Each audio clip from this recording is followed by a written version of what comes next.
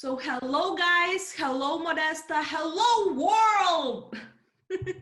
Hello everyone and welcome to NFT's Diggers channel. I am here with Cornelia and we are going to talk about NFTs once again. Yep. Yeah, actually, it's so good to be back here again. The feedback of the last video was overwhelming. Thank you guys so much for your support and good wishes. And reacting to what you guys asked for, we decided to make a short video explaining what NFTs are and why they have become so popular. Am I right, Modesta? Definitely. So I think let's start from the basics. Of course. And to be honest, I also have been asked a lot by many people, after our last videos. So girls, what are NFTs? And to be honest, to be very honest, this term NFTs could be quite complicated or difficult to understand, and especially when it comes to new people who are trying or is eager to join this space. But really, if to put everything into the simple order and avoid all the technical aspects of the blockchain, the term itself is very easy. So we actually face these non-fungible assets daily, like painting on the wall, or the car, or other kind of asset. All of them are non-fungibles, non-fungible type of asset. The biggest difference here with the non-fungible tokens is that the same non-fungible asset is put it into the virtual concept, into the virtual way, and it's called the token. So these NFTs or non-fungible tokens could be also said that it is sort of virtual certificate that approves the ownership by the person who is holding that specific NFTs. Let's take a look at some of the examples from the real world and from the virtual world. So in real world, we used to these currencies like euros, like dollar, and in virtual world, we can also see these currencies, but we mostly see different kind of currencies within crypto industry. And what most known are Bitcoin and Ethereum, which are virtual currencies. So these are like two different currencies. One is more of used daily in a daily transactions. Another one is more virtual and more used within the crypto space. The same, we can get back to these paintings as I mentioned before. So for example, Mona Lisa is one of the most famous painting in the world, and which you can hang up on the wall. So as I mentioned, this Mona Lisa is non-fungible asset. If you put that Mona Lisa photo and mint it onto the blockchain, it becomes non-fungible token. So it becomes virtual, right? I hope it's quite understanding now, guys, and we can actually move on to this potential, and we can actually discuss further talks about different kind of NFTs. While we are supposed to agree that potential of this space is huge, isn't it, Cornelia? Yes, actually, Modesta, I agree with you 100%. I mean, the NFT sector has exploded over the last couple of months and weeks. And I'm going to throw some facts here. So according to DApp Radar Statistics, which is a DApp analytics and discovery platform, in Q1 2021, there was over 1.5 billion transaction volume generated within NFT market. Can you imagine? While comparing to the traditional global collectibles industry, the estimate market of global collectibles is around 370 billion. So, I mean, we are talking huge numbers here, right? But what does that mean? It means that the NFT market has a potential to grow, especially when more outside people have started to join the crypto space in general, and more big outlets like Forbes, New York Times, and so on have started to talk more about the industry more often. And you know, there are different types of NFTs within the blockchain industry. So I think it would be a perfect opportunity for us to kind of take a look at them. Yeah, let's have a look at them. So let's have a look at them. Yes. definitely. And I think after we look at them, it's going to be even clearer for everyone what this space is all about, or what this market is all about. Exactly. So initially, historically, all this space started with a couple of collections, which is referred more into sort of type of the collectibles NFTs, and these are like CryptoPunks, the very first collection built on the blockchain, and like CryptoKitties, which was the second and one of the most famous that spiked in the interest back in 2000, in the late 2017 and into early 2018. But I'm not going to talk about these from where it started. I'm going to talk what about the most popular, the mostly used type of NFTs right now, and I'm referring here to the art. So digital art is becoming extremely popular. The new artists are joining, existing artists are joining, and looking for the ways how they can actually show themselves within this industry, how to be visible.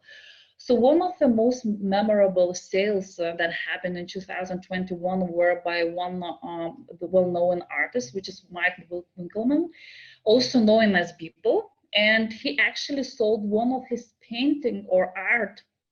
It's actually not painting, it's more of a photo gallery for around $70 million. What is interesting here is that this specific art is the third highest auction price achieved by the living artists after Jeff Koons and David Hockney. And you might, not all of you might know these names, but people who are more in this industry in terms of the art, well, these names. Another interesting and very actually funny, thank you, Beeple, piece of art was Crossroad, where actually it was representing Donald Trump laying around on the ground, and it was sort of representation of him losing the election in the USA. So of course it's sort of a good laugh in terms of the art. But these huge examples is just for me to say how big and how potential this industry could be. There is even more smaller artists, smaller sales within this industry that happens daily. And what all this brings us, so for example, even me myself, a while ago, this exact painting, I actually minted on the Rarible and was eager to sell it. So I was looking for the profit, of course. Does that make me an artist? Of course not. I'm not an artist, but I like to sometimes to be, but I'm not an artist. But what this things brings me into, that everyone can actually join this space very quickly. And I would like to refer to these artists more. So each artist that is starting, or each artist that was never recognized before, is able to actually list and show the paintings within this industry, which this virtual industry opens the new horizons for these smaller or new artists to actually enter this industry.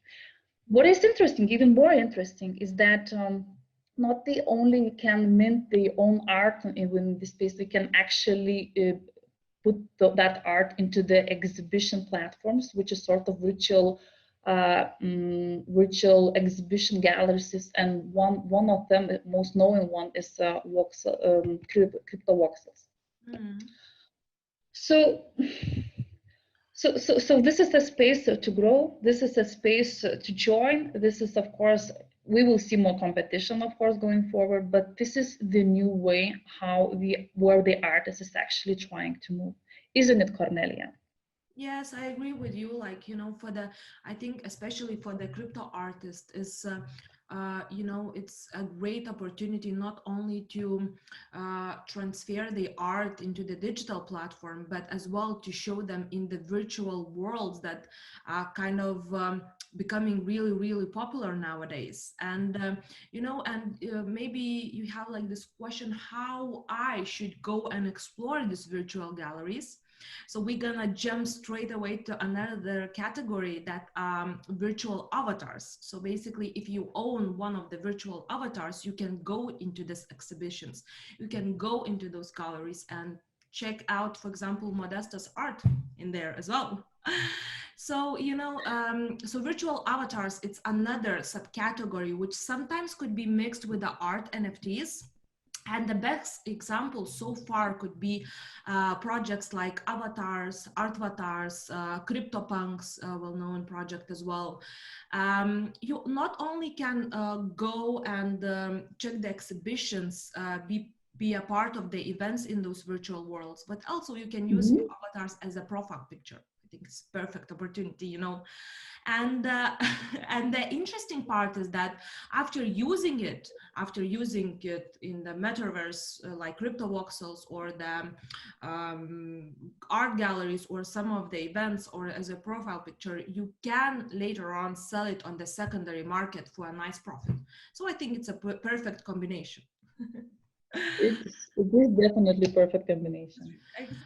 And you know what is more exciting, that Larva Labs has recently released a new project called Meebits. This is really, really cool 3D avatars that could be used in virtual events within metaverse, such as crypto voxels. And I know that Modesta, you have one of them and you already started to make your Meebit dance. Am I right? Yeah, actually, it is funny, like yesterday I was spending the whole evening to trying to make my Mibe dance. And actually there is of course, the way how to make this Mibe dance is not, let's say, the simplest way how to do that, because you would need to download some additional files, some additional programs for that. But the result is so exciting because your static collectible is actually starting to move, and you can actually make him move however you want. So it's really, really nice experience, to be honest. I can imagine. Super jealous. Yeah, so Cornelia, I think sometimes you can also try yourself, because I believe you also own one of the Meebit. So give it a try, and you'll see what kind of exciting experience is that, to interact with it. It's sort of fun, maybe kiddie, but childish, but it's actually very, very interesting experience. Yeah, it's worth trying for And sure. yeah, so if we are staying in this virtual, let's say, world, another topic, another category which is worth mentioning is actually virtual lands or virtual properties. How about you guys? You build your own house within the blockchain space. Additionally, it's not a surprise to see some companies opening the virtual offices within the platforms like the Sandbox. The global pandemic really served in a way to people explore this virtual world more and more and more. Mm. So overall, so basically, you can actually, if you can afford the house to buy in the real world, you can still try to do that in the virtual world. It is actually interesting experience. Definitely, I agree. Like, perfect opportunity for you guys. Exactly. Yes, and talking about the virtual worlds and avatars and the crypto art, there is another very exciting category of NFTs is with related to sports. So, for example, right now you can buy any NBA players' best moments on the platforms like NBA Top Shot. If you are a football fan, there's a project for you too. The Sorrier is a quite exciting sport app where you can not only purchase the card of your beloved football player, but also you can play, participate in the tournaments, and of course earn money. I think it's the best combo. And recently, big projects like Major League Baseball joined the NFT space. So I think there is no doubt that well-known brands like these will help the industry to be mainstream soon. And what could be more exciting than to have sports in this NFT sector? How about games, Cornelia? Actually, yes, Modesta, you are very right because uh, correct me if I'm wrong, but I think that game items are one of the most popular NFT categories so far in the NFT space. It is definitely. And overall, game category within blockchain is very popular. And of course, as a result, in-game items, which is NFTs, of course, are also very popular. Hmm. But this is where we go into some, and we will find some sort of differences here. Because these type of NFTs, in-game NFTs, could be used for two purposes, right? So for the collection purpose, as we described in more in the previous categories, and as in-game item where you can actually go form your group and battle with the other players. So it gives really interesting opportunity here, because usually these sort of games has also not this element of collecting and playing, but also integrated logic of play to earn. So for instance, X Infinity or Alien Worlds allows you to sort of mint the token they have within the game. So let's take X as an example. Form the group of three, go to the battle, win the battle, and as a reward you will receive this small you will receive this token, which you can actually straight away go and trade it on some exchanges. Just exchange into other cryptocurrency, or exchanges maybe even to fiat if you wish. So this is really exciting opportunity for the gamers, not only to satisfy themselves by playing a game, but also be able to earn. And of course, this is where these NFTs are most likely are treated in a different way. So, for example, these gamers usually, when they look for the NFTs to buy, in-game items to buy, they might be looking for specific properties. So one of these properties might be more expensive than yours. So it is definitely very exciting category. It is definitely the very popular category, and it is definitely the one to everyone to look into and try to buy it, and so forth. Sounds super, But it's, you know, having fun yeah, and earning money. Sounds super what nice. what could you expect more, you know? Exactly.